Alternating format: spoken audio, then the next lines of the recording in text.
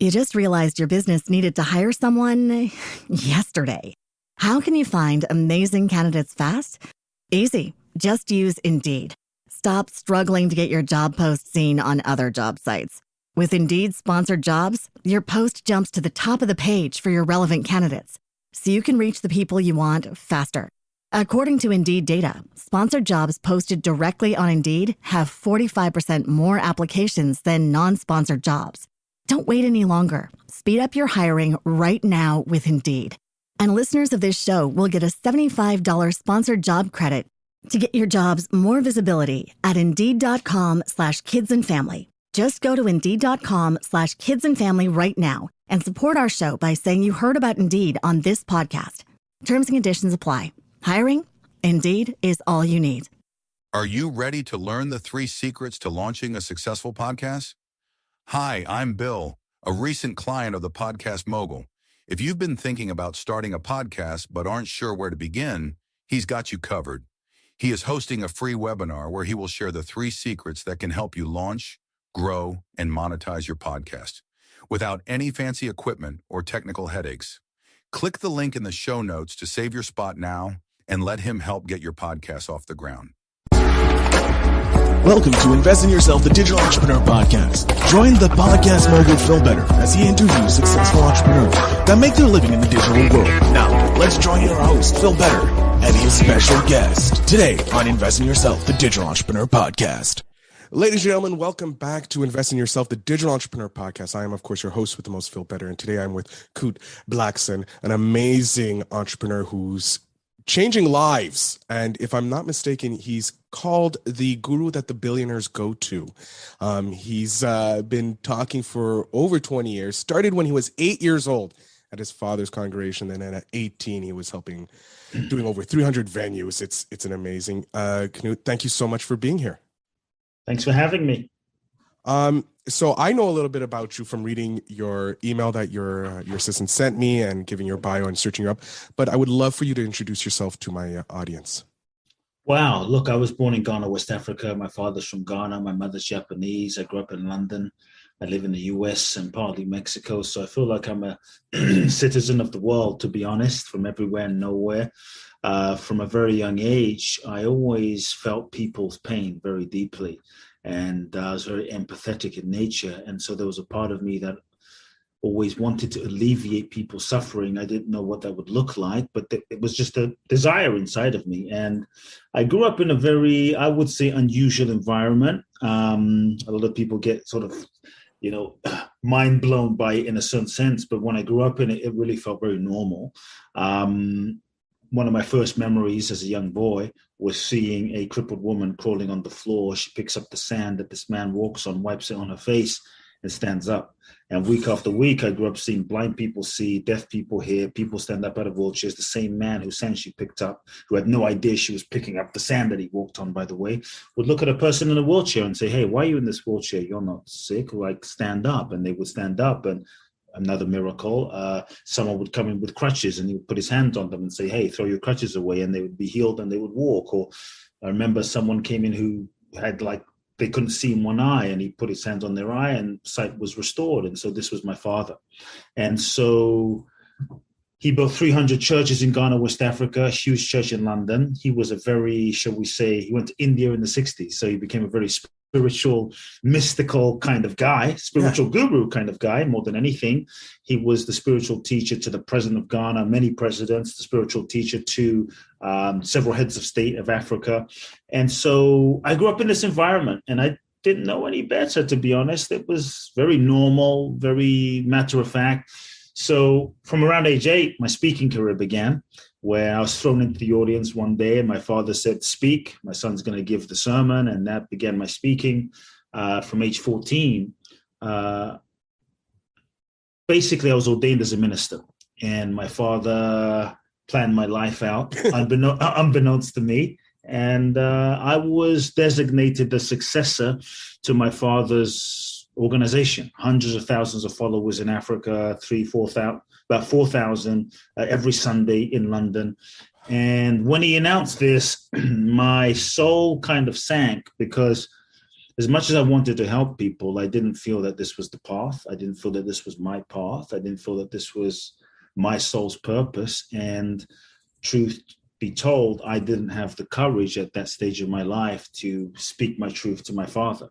My fear was if I spoke my truth, if I told him how I really felt, then I'd be outcast, I'd be alone, I'd be abandoned, I'd lose the relationship with my father. So I think, like many of us, I let fear hijack me. And I think many of us, we're afraid to be who we really are. We're afraid to express what we really feel. We're afraid to let our light shine because, wow, if you see who I really am, then maybe you won't love me. And so we don't put ourselves out there. And so around this stage, for 4 years, I got ordained. For 4 years, I went through this internal turmoil and questioning and conundrum and depression and conflict. And when I turned 18 is when a huge shift happened in my life that was significant.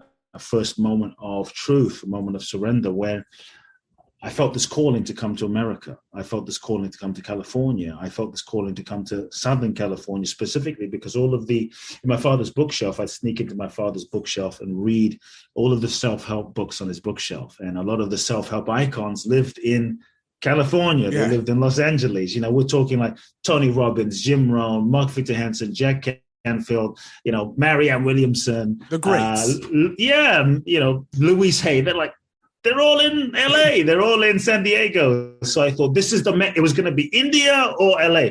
And LA called me. So I thought I want to go into this field. There's a whole new way to impact people that's not through religion or the church. And my soul pulled me. And sometimes what your soul guides you to do doesn't always make sense to your mind and isn't always convenient, but it was clear.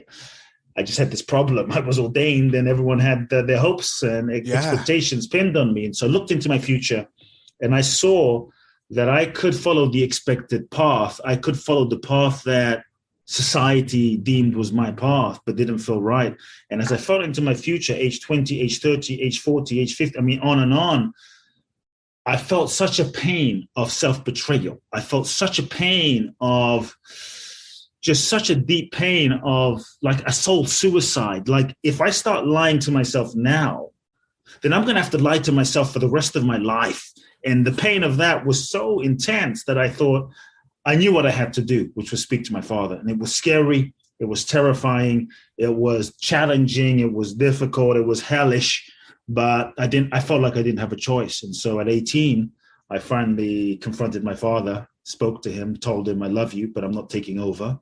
We didn't speak for about 2 years. And that was really profoundly heartbreaking and challenging, honestly. And I can only imagine. Yeah. At that moment, I felt like I was suspended in midair with this vision and this dream and this calling and no money, no support, no college degree, no prospects. I just felt totally abandoned by life. And I said this prayer to the universe. I said, universe, if the vision in my heart is real, if this is true, if this is real, I'm following my soul, but I feel so lost right now. And if this is real, I need a sign. I need something. Like if all of this self-help shit works, I need to know. And a week later, I get I'm in the library of my school. Someone hands me a magazine called The Economist. I felt the chill. And I look in the back of the magazine. It says 55,000 green cards are being given away in the green card lottery. And that's when I knew that I felt this strange feeling that I was going to win. And I was told, this was April, I was told by September the 18th is the cutoff date. If you're not notified by then, move on with your life.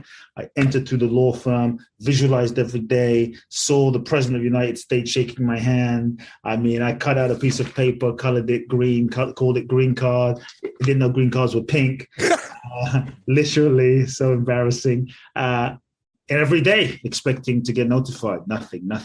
September the 18th rolls around. I finally expecting this is the day, nothing. I packed my bags. I'll never forget this day. I packed my bags and I tell my mother, I'm going to America. Technically it's illegal, but I'm going and I'm not coming back. And that night I get a phone call from the law firm. And the guy says, the lawyer says, you want a green card? This is completely shocking, but it's happened. And I was jumping around for joy. And that began I heard this voice in that moment that said, why do you seem so surprised? You knew you were going to win, did you not? Did you doubt your soul? And that moment has haunted me in a good way, because whenever I felt like giving up, I remember that moment of feeling like I'm being guided, So I came to the US, 2 suitcases, $800, knew no one in the country, literally not a soul. First guy I met in the US was the shuttle bus driver. I said, take me somewhere safe and cheap. He takes me to freaking Venice Beach 20-some years ago. I felt like I was going to die, cried for 6 months, and then started getting my life together. Went and found many of the teachers and the mentors and the authors I read about. And also after that, I traveled the world, saved up a bit of money, traveled, had a meltdown. So I traveled, and I went to walk the Camino in northern Spain, went to Thailand, studied with monks, went to Israel, studied with rabbis, ended up in India. And that really transformed my life. And I felt such a sense of freedom, a freedom that wasn't based on money or fame, or I didn't have anything to show for it, but I felt so free that I wanted people to feel the level of freedom I felt. And one person said, hey, you seem happy. What's your deal? And we started talking, and one person came, and then I started coaching people. And then one person came, and then I created my own method called uncoaching, like unconditioning, untraining, unteaching people from the patterns that we've learned to develop from childhood that tends to inhibit our full expression in life. And so one person came and another person came, people started flying from around the world. And before you knew it, it was 5 people and 10 people, and then small groups and large groups and larger groups, and then 2 best-selling books. And here we are. So that's a bit of the story. Just that bit of a story is amazing. So it was, you felt something in your soul that guided you to soul. It was your soul. And obviously, I'm guessing, having grown up seeing all these miracles, you knew there was a power greater than yourself, greater than everybody's life. And that's why you were able to, I guess it's probably, I would say, the reason why you were able to listen to your soul, because you knew there was magic out there and your soul was leading you to that magic. Whereas people who didn't live in this experience like you did, seeing these miracles every day, it's kind of hard to believe that we can have our own miracles happen in our life. Yes. And I want to say something to that now, because a lot of people say, wow, so amazing, and miracles. Oh my God, I want to see a miracle. Nothing like that ever happens to me. And I say to them, you're wrong. What I say is, you want to see a miracle. Miracle isn't just someone standing up in a wheelchair. You want to see a real miracle. I can show you a miracle right now on this podcast. Go to the mirror right now. If you're listening, folks, go to the mirror and look in the mirror. What do you see? Well, me. Well, what the hell is you? Inside of you, there are trillions and trillions and trillions of cells interacting right now to even be able to listen to this conversation. There are trillions of processes that need to happen for you to be able to see and digest your food. You eat food, then you digest your food. You ate a fish or a chicken, or if you're vegan, a vegan burger or whatever it is. And how is it that fish doesn't? Your hand, you digest the food, and your hand is not a fish. There is an intelligence inside of you, inside of me, that is happening. And right now you're breathing, I'm breathing, we're breathing. What's breathing us? We're not sitting here going, breathe, breathe, breathe, breathe, breathe, breathe. It's just this innate intelligence, And so I think somehow we've lost touch with what we are. We've lost touch with the deep, profound, crazy, amazing reality of what we are, and so I just tell people, you want to see a miracle, look at yourself, because you are a living, breathing miracle. Literally, just biologically, a living, breathing miracle. If you look at light, I'm looking outside right now, and I see green trees. Yeah, they just as green trees, but what the hell is that? I mean, this is incredible. The sky, the sun, the moon. I mean, the clouds, the sky is blue. It's just like, all of this is just miraculous. But somehow we take it for granted because we get so used to it. Like, just another sun. Freaking sun. Did you see the full moon the other day? It's like amazing. It was beautiful. It's amazing. Like, how many of us how many of us could actually just go home and manufacture the sun? It's like if we really let ourselves be with the reality of this existence for a moment, as simple as it sounds, just sit with your breathing and kind of marvel on, shit, man, like, what is that? It's a miracle. The sun, the moon, the flowers, It's really amazing. And so I think miracles are not some woo-woo far out thing. It's just our willingness to recognize to bring our attention to what is, to bring our attention to the amazingness of what is right here, right now. To me, that's a miracle. I think, to be honest as well, so many folks listening to the podcast, maybe your podcast, we've all been through shit in our lives. You know, we've been traumatized, we've been hurt, we all have our stories, crazy parents, heartbreaks, you know, all sorts of stuff. And the fact that when I say you, I'm talking to those listening, but the fact that you can, despite what you've been through, you haven't given up. Despite what your father or mother may have done to you and the injustice or the abuse, there's still a part of you that wants to love. There's still a part of you that hasn't shriveled up in bitterness, you know, and there's still a part of you that is reaching for the light, listening to this podcast, doing this podcast, trying to be your best self, despite what we've been through. That is miraculous. And so I think we have to just open our eyes and pay attention to the miracle that is this moment, the miracle that we all are, the miracle that existence is now. Doesn't mean it's perfect. This whole existence is kind of messy and complicated and, you know, sometimes hard, but it's still amazing. And so I think the more we can appreciate that, the more we see the miracles all around us each moment. Honestly, it's amazing. The stars, it's amazing. So I really needed that right now. I was always I've been questioning the last few weeks, my stuff, me going through, because, you know, I don't see the success that I thought I would have, but yes. I have to bring it back. I have to remember I have even any minor success I have, be it celebrate. Yeah, it's look, I don't know your story, brother, but there are things that you probably have been through that are challenging. And there's things that you've been through that are difficult. And there's things that you've been through that, I don't know, maybe you shouldn't be here right now in this moment, but you are. And celebrate, like every time you're able to forgive someone or forgive your parents or forget, you know, that's a miracle, you know, even being a bit more yourself, that's a miracle. That's amazing. So yeah, celebrate yourself, because I think the more what you appreciate appreciates. What you appreciate appreciates. And the more you appreciate what you have and who you are, the more you build yourself. The more you build yourself, the more confidence grows. The more confidence grows, the more you're able to do. The more you're able to do, the more confidence grows. It becomes a cycle. So I would say don't wait till you achieve the success that you want. In fact, celebrate the success that you are in this moment, and likely more of the success that you want will come. The other thing I'll say in terms of manifestation, and hopefully this also helps people listening, you know, this might help you too, hopefully. Oh, I know it will. I know it will. You know, like many times we get this idea of, I want this thing, I want this thing, I want this thing. But first we have to ask a couple of things. Number one, why do we want this thing? And what is driving that? The other thing I'm going to go in reverse. I'm going to give you like a secret to manifestation. There's often a thing that we want to manifest, the success thing. And I tell people, you want to manifest that because there's a feeling that you're seeking by achieving that. I'm going to feel free. I'm going to feel fulfilled. I'm going to feel happy. I'm going to feel more alive. I'm going to feel more, whatever it is, right? There's a feeling. To get that Lamborghini, it's going to give me a feeling. I'm going to feel something.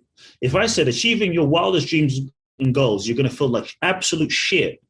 You wouldn't want that. Nobody would want that. But there's something we're going for, a feeling. So I would say first, get in touch with the feeling. What is the feeling I'm seeking that I want by achieving that success? And don't wait till you achieve it. Instead, start cultivating the feeling in yourself now. Start feeling and cultivating that now, even without achieving it.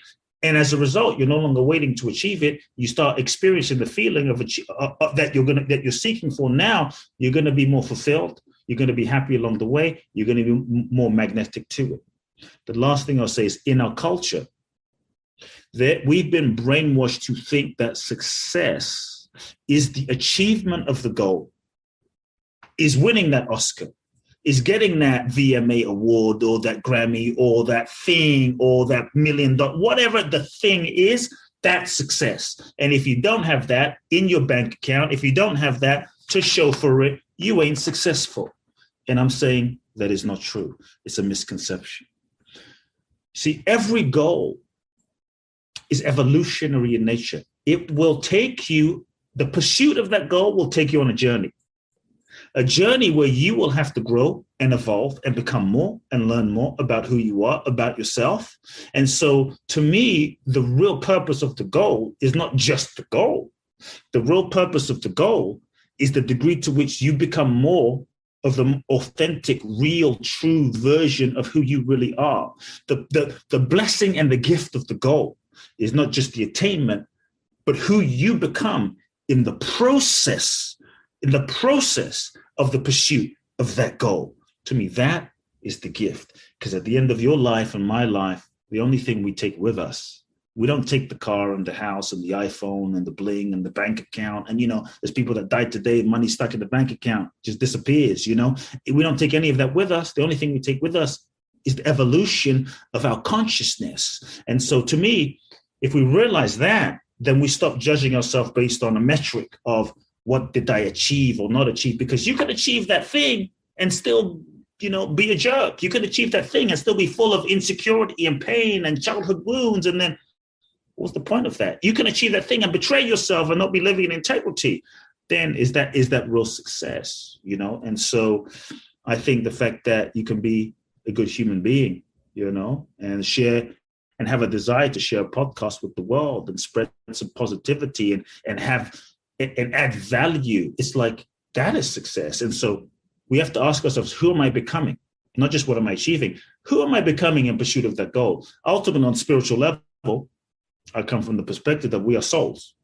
We incarnate into this human experience. We're souls having a human experience. We incarnate into this human experience because there's things that we are here to learn and grow through and evolve through. So life is a school. Life is a university for our soul's evolution.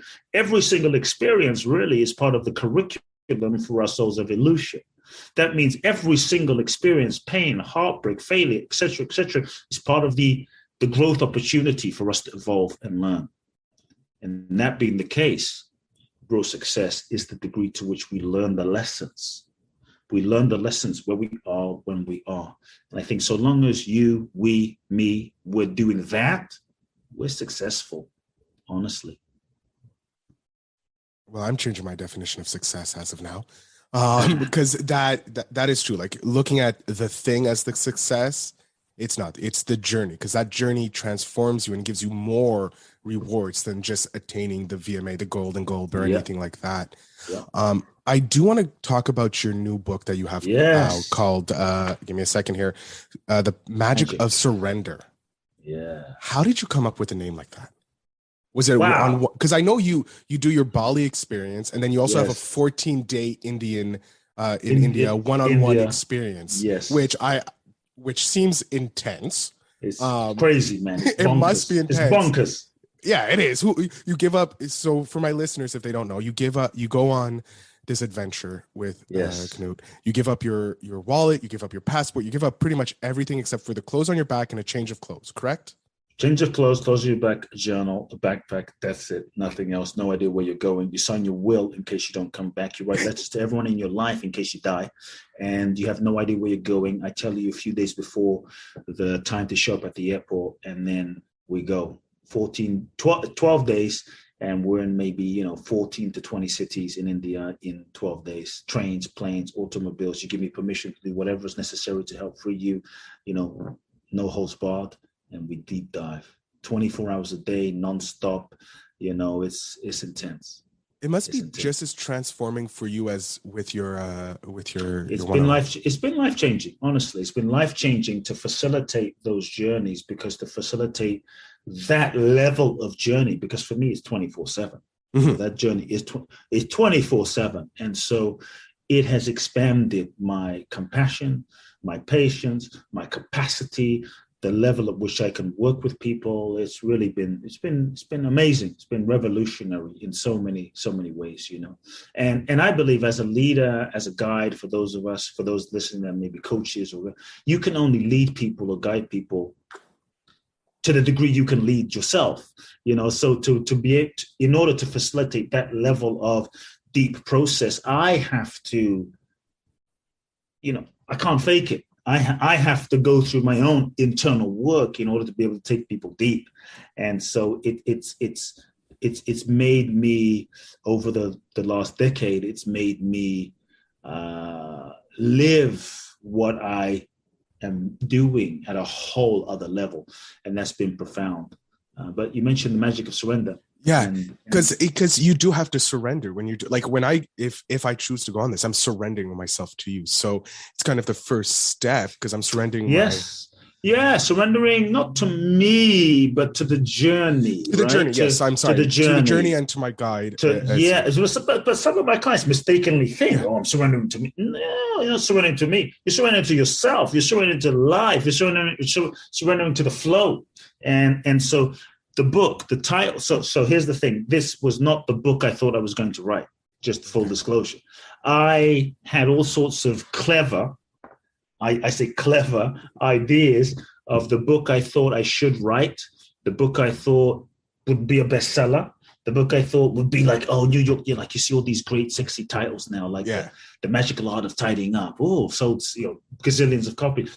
The subtle art of not giving an F, right? It's like, oh, that's a great title. So I thought I'm going to come up with a really sexy title and concept and strategically sell this book and what book do my audience want? And to be honest, I sat with a whiteboard brainstorming hundreds of clever ideas, some of which I might do someday. And none of those felt aligned. None of those ideas felt as though they were in my integrity. None of those felt true. And the only word that stood out for me when I looked at that board was the word surrender. That was it. Then I thought, no, I don't want to write a book about surrender because, we tend to run away from surrender and so many misconceptions about surrender. It's like, you need to go to the dentist, but you don't really want to go, but you need to go, but you might have to get a teeth pulled. So shit, but you keep putting it off. And so it's that kind of feeling. And so I had to surrender to the book about surrender. And when I did, everything flowed. I look back at my life, some of the things I've told you, but I look back at my life and I saw how my parents and my childhood and all these things perfectly orchestrated for me and to develop me to write this book for the new generation. And so the book was really, I think, inspired.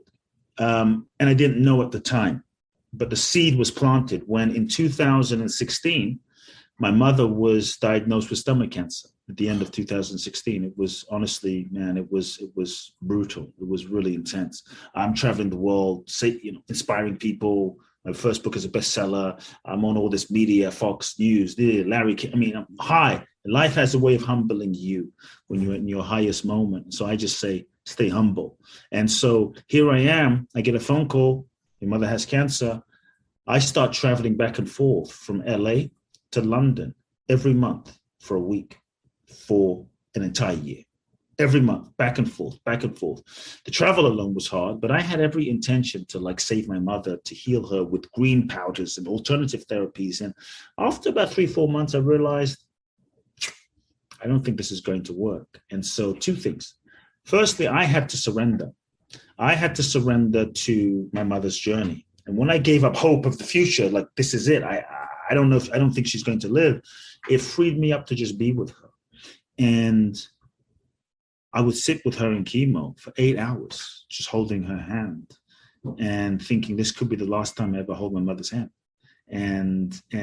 But also full of regret, thinking, why did I wait to this moment to spend this time with her and have tea with her and go to the park with her and, go feed the ducks on the pond with her. And because I always thought I don't have time. I have to make a difference and have an impact and build a thing and be successful. And I never made time for these simple moments. And so it was an eye opener. And so I think the seed of the book was planted because about 7 months into the process, the doctors finally said, there's nothing we can do. Basically, you're going to die. That's what they say. You're going to die. And in a nice way. So get your affairs in order. And it was a real shocker. And I went to the parking lot with my mother, kind of like with tears streaming down my face for a moment. And I looked at her and I said, number one, first question, I said, are you afraid?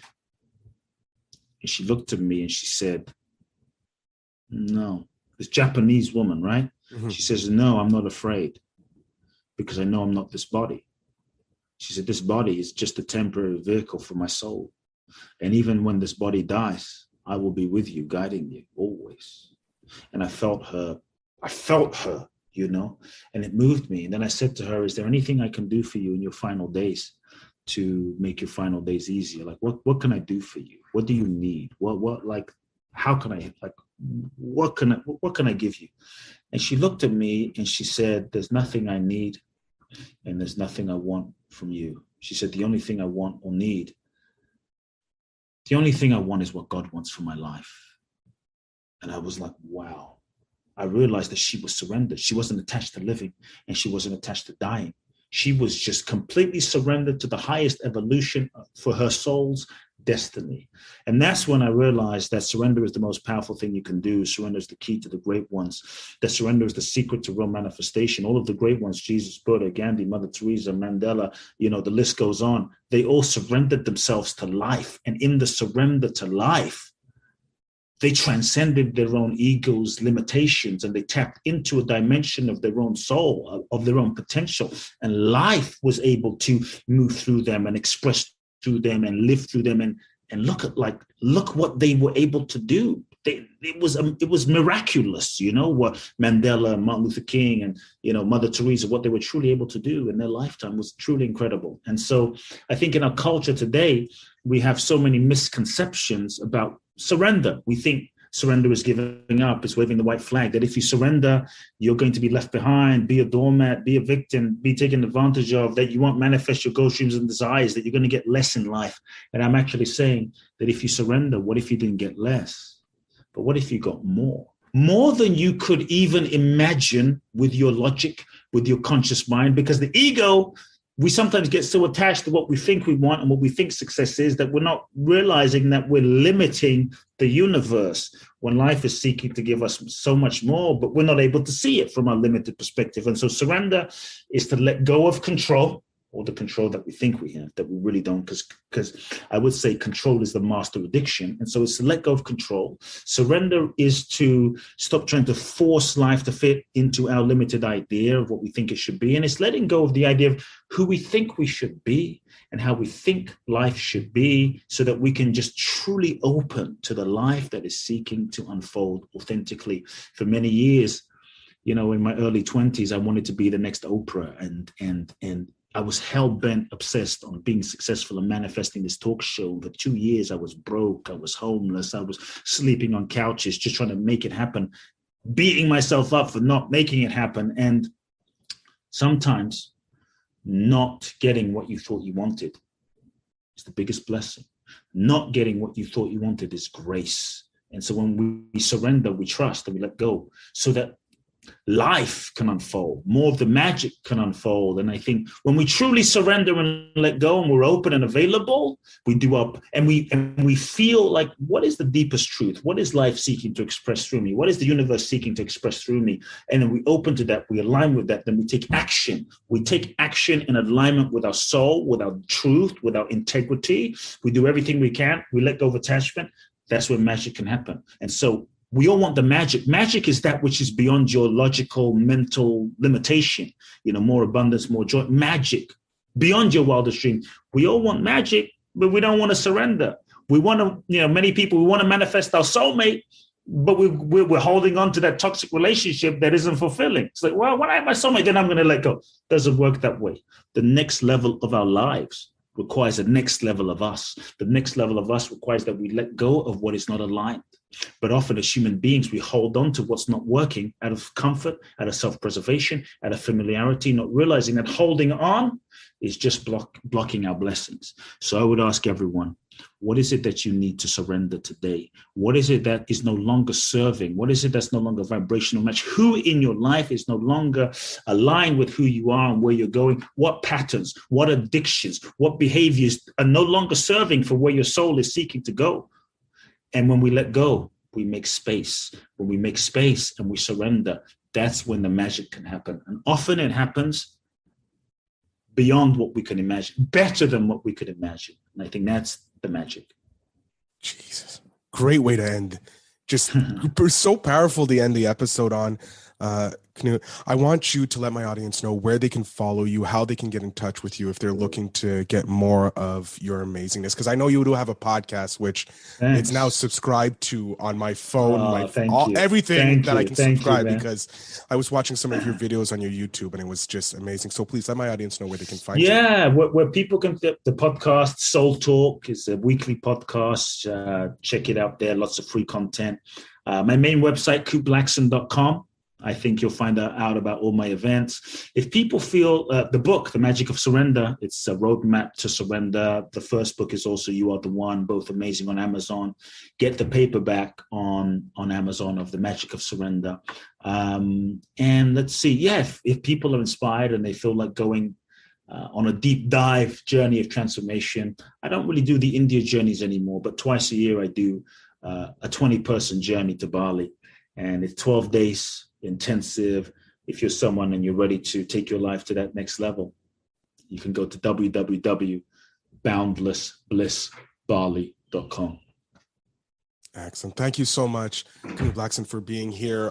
All the links will be in the show notes down below for my audience to find out more about him. And remember to always invest in yourself.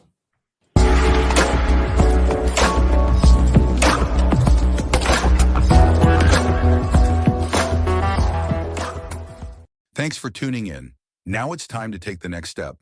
When you're ready to dive deeper into how to launch, grow, and monetize your podcast, Phil's got something special for you. Join him for a free webinar where he'll reveal the 3 secrets that have helped countless entrepreneurs succeed in podcasting. Click the link in the show notes to save your spot, and let's turn your podcasting dreams into reality. You just realized your business needed to hire someone yesterday. How can you find amazing candidates fast? Easy. Just use Indeed. Stop struggling to get your job post seen on other job sites. With Indeed sponsored jobs, your post jumps to the top of the page for your relevant candidates, so you can reach the people you want faster. According to Indeed data, sponsored jobs posted directly on Indeed have 45% more applications than non-sponsored jobs. Don't wait any longer. Speed up your hiring right now with Indeed.